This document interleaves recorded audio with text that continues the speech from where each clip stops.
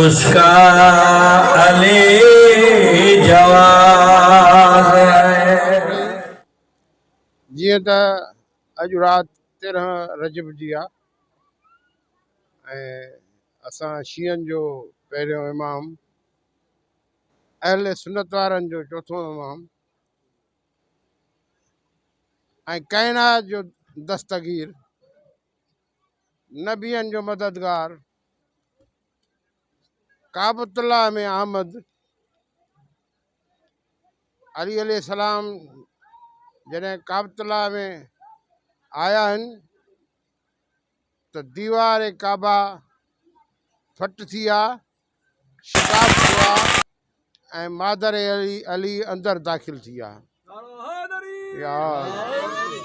ऐं काबतुल्लाह जे सेंटर ते अली अलैहिस्सलाम जी आमद थी आहे। अॼु उहो ख़ुशीअ जो ॾींहुं आहे, अज़ीम ख़ुशीअ जो ॾींहुं आहे, ख़ुशीअ जी राति आहे जंहिंमें हिननि सभिनी मोमिननि अरेंज कयो आहे। मां मुबारकूं थो ॾियां पियो भाऊ मोहम्मद बका ऐं उनजे पुटनि भाउनि भाइटनि खे ऐं तमामु अहले विला खे, मोमिननि खे, अज़ादारनि खे, अर्शियुनि खे, फ़र्शुनि खे, मलाइकनि खे, सभिनी खे मौला जे आमद जूं लख लख मुबारकूं हुजनि। बिस्मिल्लाहिर्रहमानिर्रहीम। पहिरियों त पूरी काइनात खे ऐं ख़ासि करे रते देरे में जलबाणी बिरादरी ऐं ॿिया जेके मोमिन भाऊ अब्दुल बका आहे उनजो पूरो कौल भाइर भाइटा इन्हनि खे मौला जी आमद जूं अणगिणत मुबारकूं हुजनि। ही मौला जी आमद हिते रुगो असां नथा मल्हायूं, अर्श ते मलाइक ऐं हूरामियूं मल्हाइनि थियूं ऐं हिते फ़र्श ते जेको हिलाली आहे उहो मल्हाए थो। मौला जे आमद जो इहो आहे त जेको काबतुल्लाह ॿिनि नबियुनि ठाहियो हुयो, हज़रत इब्राहिम ऐं हज़रत इस्माइल, उहो विच में बुतखानो थी वियो ऐं मौला जे अचण सां काबतुल्लाह काबो थी वियो।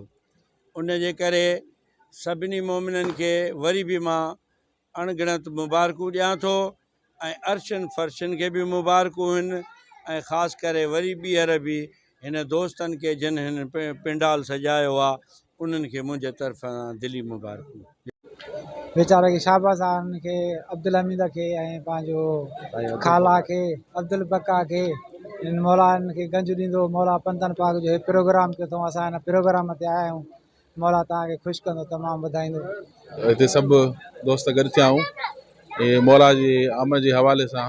मौला जी आमद जो ॾियारो आहे, मां सम्झां थो वॾे में वॾो ॾियारो आहे ऐं जेके बि मोमिन आहिनि उहे हर साल रते तेरे शहर में ऐं मौला जी आमद जो जेको ॾियारो आहे अक़ीदत ऐं एतिराम सां मल्हाईंदा आहिनि। अॼु बि इंशाअल्लाह मौला जी आमद जे हवाले सां केक कटियो वेंदो ऐं साईं शाहिशाह बादशाह हुसैनी जेको बि आहे सॼे शहर में रैलियूं वग़ैरह बि अरेंज कंदो आहे, इंशाअल्लाह उन्हनि में बि शिरकत कंदासीं।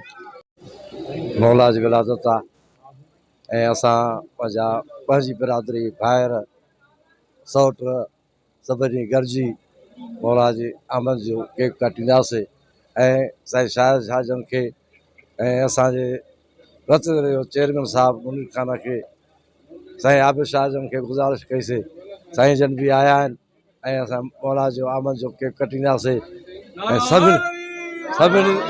सभिनी जो आयलनि महिमाननि जो मां शुक्रगुज़ार आहियां जेके हिन प्रोग्राम में शरीक थिया आहिनि, मौला जी आमद में शरीक थिया आहिनि। अल्लाहुम्मा सल्ली अला मुहम्मद व आले मुहम्मद। जीअं त अॼु मौला काइनात मौला अली इब्न अबी तालिब अलैहिस्सलातु वस्सलाम जी आमद जो ॾियारो आहे।